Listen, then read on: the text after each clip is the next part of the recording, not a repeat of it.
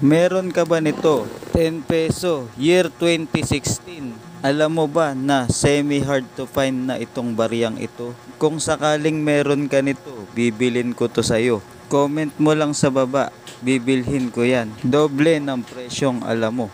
Marami pa tayong iba't ibang klase ng semi-hard to find coins na binibili. Kung interesado ka at gusto mo ding makapagbenta ng mga barya na aking hinahanap at binibili, maging updated ka lamang dito sa ating Facebook page na Bulacan Coins Buyer TV at i-check mo ang ating mga video na aking mga patuloy na binibili.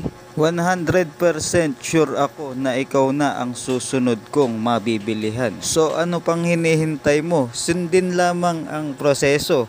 Mag-like, share, comment, and subscribe. Pag nagawa mo yan, message mo lang ako. Hihintayin ko ang message mo at ako na ang bahala sa'yo.